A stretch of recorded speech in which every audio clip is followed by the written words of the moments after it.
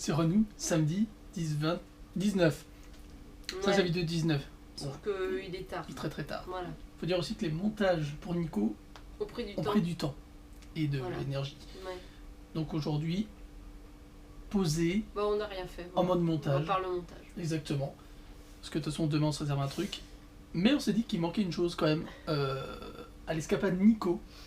Parce qu'après avoir fait les montages et avoir vu ce qu'on avait fait, il y a quelques petits trucs qu'on avait oublié de préciser et de dire qui pouvaient intéresser ceux qui souhaitaient voyager dans cette contrée. Notamment en ce qui concerne les transports. N'est-ce pas? Ah, je te laisse continuer. Tu es l'organisateur, apparemment. On est mal barré, hein. Vous êtes mal barré. Notamment pour le train, parce qu'il me semble qu'il y a 2 gares qui peuvent vous emmener à Nikko. À 2 gares quand vous êtes à Tokyo. Asakusa, Shinjuku. Je connais le son. Pour nous, on a pris donc à partir d'Asakusa. Je crois qu'on avait comparé les prix et les différents trains, et c'était quand même un peu plus sympa il me semble de partir. que c'est le Asakusa, c'est la seule gare où ils peuvent vendre les passes. Nous on a pris un pass 2 jours, mais c'était une erreur en fait. Il fallait prendre le. Alors il y a le Nikko 2 Days Pass qui te permet de voyager donc de Asakusa à Shinjuku. À Nikko. Asakusa à Nikko, et du coup de voyager dans les sites des World Heritage. Ce qu'on a fait donc dans la première vidéo. Mais ce qui ne nous permet pas d'aller jusque là où on a été dans la deuxième vidéo. Et donc, voilà. Ce que permet le All Day Pass, donc le Nikko 2 Days Pass, il coûte 2000 et quelques, je sais pas. 2000 €, ouais, mais environ 2000. Ouais. Voilà, et le All Nikko All Free Pass, un truc comme ça, qui coûte un peu plus de 4000 yens, mais qui permet de voyager dans la ville de Nikko, mais aussi jusque au lac et bien au-delà normalement de là où on a été. En illimité, donc c'est peut-être un meilleur plan que ce qu'on a fait, parce que nous on a pris le 2 Days Pass plus un pass sur place à 2000 pour aller 2000 pour un bus, bon, c'était pas non plus une énorme différence. On a pas perdu énormément. Pas non plus chipoter, mais si vous prévoyez de faire 2 jours à Nikko pour faire ces 2 endroits là, c'est pas mal si vous prenez le pass à 4000, donc le c'est quand même plus judicieux. All Free Pass. Voilà, vous avez toutes les infos sur le site de Tobu Railway, donc vous tapez Nikko All Pass, un truc comme ça. Ça tombera directement dessus de toute façon. C'est quoi le Nikko? Ça m'énerve de ne pas savoir exactement ce que c'est le nom. All Nikko All Pass. Area Pass, voilà. Donc qui coûte, voilà, il est valable 4 jours, 3 nuits, 4 jours. Et il coûte, et bien je ne sais pas, c'est pas marqué. Il était à 4000. Ah, il est là. Non, ça c'est pas ça. Attends, plus haut, là. Voilà, 4520 d'avril à novembre. D'avril à novembre et 4150 de décembre à mars. Exact. Et donc le 2 jours, il est à. Parce qu'en fait, il y a plusieurs passes. Hein. Tu as le pass pour la ville, tu as le pass pour tout, en fait, celui dont on vous parle, et tu as le pass Theme Park et Nikko City s'il y a des parcs Edo, Wonderworld, etc. qu'on n'a pas fait, qu'on ne fera pas cette fois-ci, donc on en reparlera peut-être plus tard. Voilà, donc donc le truc, c'est bien choisir son pass en fonction de où vous allez et de combien de temps vous restez.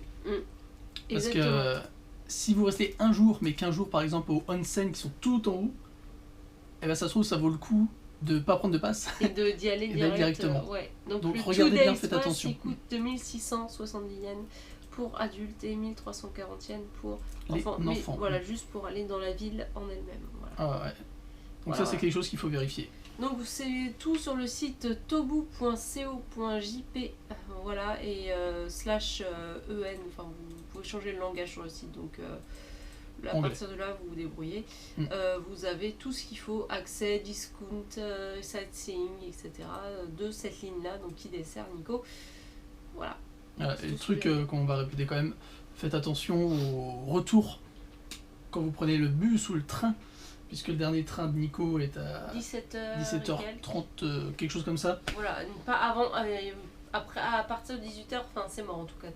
Donc faites vraiment attention, planifiez bien vos trucs. Du coup, là pour le coup, Nikko, c'est pas une expédition qu'on peut faire à l'arrache. Oui, il faut quand même préparer un si vous n'avez pas prévu quelque chose dans les horaires... voilà, il faut faire dans le bon timing. Alors après, on n'a peut-être pas toutes les infos, donc si vous avez des astuces en plus, nous c'est ce qu'on a vu. Après, il y a peut-être d'autres astuces qu'on n'a pas chopées en cours de route. Dans ce cas-là, partagez-les dans les commentaires, ça aidera toujours. Donc on n'a pas encore tout fait à Nico, on y retournera peut-être dans quelques temps, là pas tout de suite, mais dans quelques temps pour faire le reste. Il y a des parcs à thème, il y a des onsen, il y a d'autres petites chutes d'eau à voir, mais là quand même c'était pas mal sur 2 jours ce qu'on a fait, donc on est resté là-dessus. Mais voilà, on aura une autre occasion d'aller découvrir d'autres choses. Pour l'hôtel, donc la guest house, pas l'hôtel, c'était la guest house Sumika, donc Nico, que j'ai réservé, oui je dis j'ai, parce que... Moi je suis nul tout ça. Via le site Booking en fait, que vous devez tous connaître. Donc moi en général ce que je fais quand je réserve un truc, c'est déjà je regarde le prix. Et je regarde les reviews, donc sur Booking, tu as pas mal de reviews. Sur tous les sites de guest house, de toute façon, à chaque fois que tu as. Enfin, il faut taper le nom sur internet de l'hôtel en question. Dès que vous trouvez un truc qui vous paraît pas très cher, donc vous n'êtes pas sûr de la salubrité, je pense que c'est ça. Et de l'ambiance générale. Voilà, vous cherchez les avis absolument TripAdvisor. Là, comme c'était une guest house, il y avait des avis sur Agoda, il y avait Hostel, World, je sais pas quoi. Il y avait plein d'avis qui disaient que c'était génial, donc on y est allé, c'était très bien. Pour le peu qu'on y était, c'est dommage, on n'a pas vraiment échangé avec les autres parce qu'apparemment ils étaient très sympas, mais c'est vrai que nous on était tellement crevés le soir qu'on a juste été se coucher. Et bon, ils étaient tous en train de discuter un petit peu en bas le soir et nous on n'a pas trop profité de ça, mais vraiment on n'avait pas la force. On a discuté un tout petit peu le matin, mais c'est pareil, on devait partir pour le bus et tout, donc voilà. Donc vraiment, si vous voulez faire des rencontres de japonaises sympas, je pense que c'est un bon endroit. Vous pouvez aller dans cette guest house là et vous pouvez discuter sans problème, leur demander des infos sur Nico même. Ils ont plein de brochures à l'entrée et tout. Donc voilà, ils parlent anglais, donc il n'y a pas de souci et ils sont très très sympas. Donc nous, en tout cas, moi je regrette un peu du coup qu'on soit parti un peu comme des voleurs. C'est dommage, mais c'est vrai qu'on était timés en fait. Crevés, donc c'est voilà. Donc Booking pour ça, donc en général je passe beaucoup sur Booking. Après vous avez un autre site japonais typiquement qui peut être en anglais, c'est Rakuten Travel, où vous pouvez faire à peu près la même chose, réserver des hôtels, machin, mais Booking j'aime bien parce que j'aime bien, c'est simple et c'est efficace. C'est pas prise de tête. Je reviens sur le pass du train. On vous donne des brochures pour voir les cartes, les horaires de train, de bus. Tout est fourni. On vous donne beaucoup de choses en anglais, donc c'est plutôt pas mal pour se guider sur place. Nous, ça nous a beaucoup aidé sur les itinéraires, notamment des 2 jours. En fait, on a suivi les itinéraires qui étaient marqués. Ils font des itinéraires un petit peu du mainstream, jour, donc voilà. Bien pratique. Donc vous verrez ça si vous prenez le pass au bureau d'Asakusa. Donc c'est à la gare d'Asakusa où c'est le Tourist Information Center.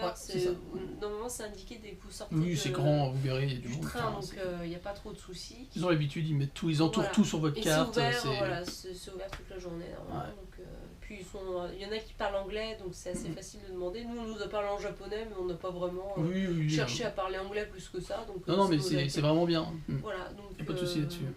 Il y a même un hôtel avec onsen, si vous voulez. Oui, il y a beaucoup d'hôtels. Il y a beaucoup d'hôtels. Il y a un vaste choix, c'est de pas mal. styles différents.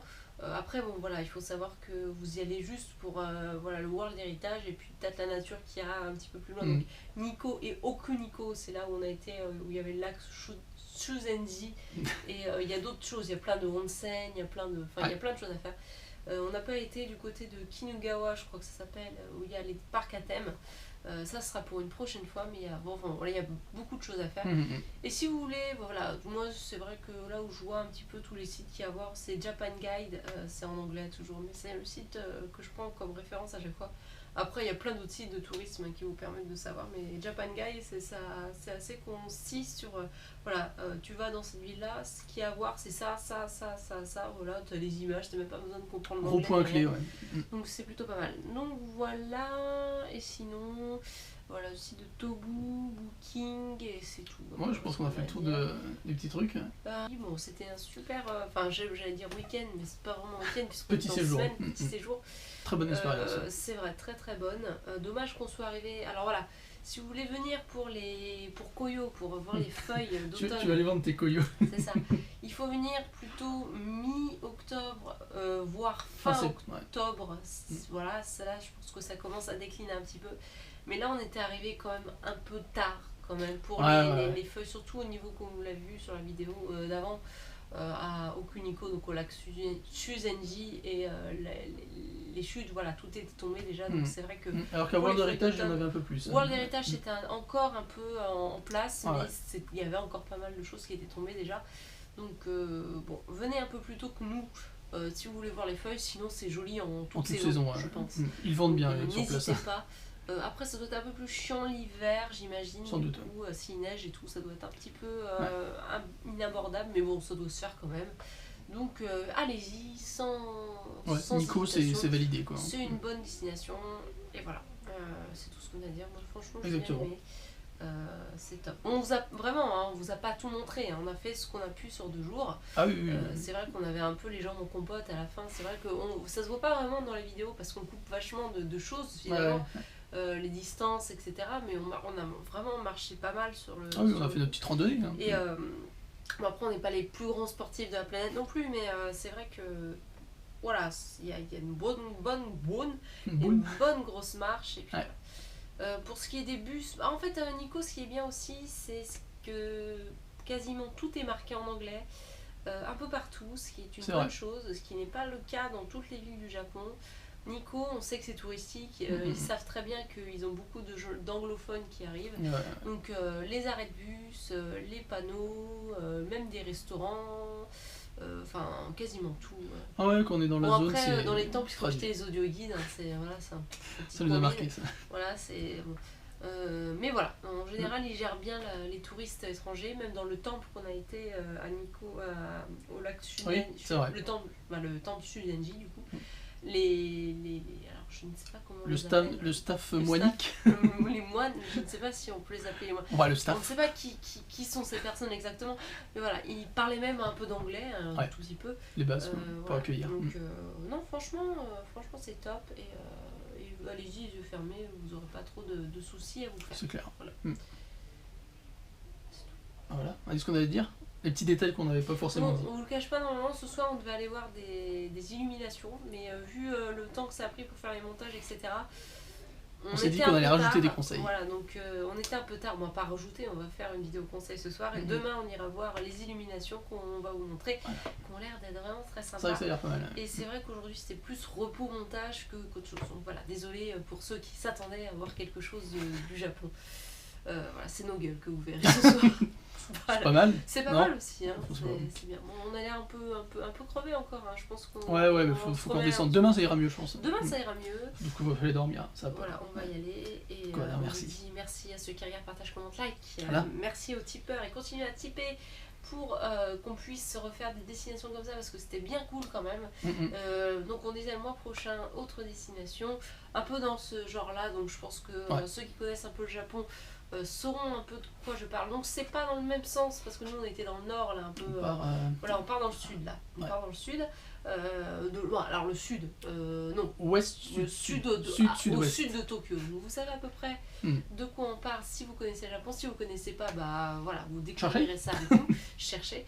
Et nous on n'y a jamais été, donc on verra bien ce que ça donne. Exactement. Et voilà.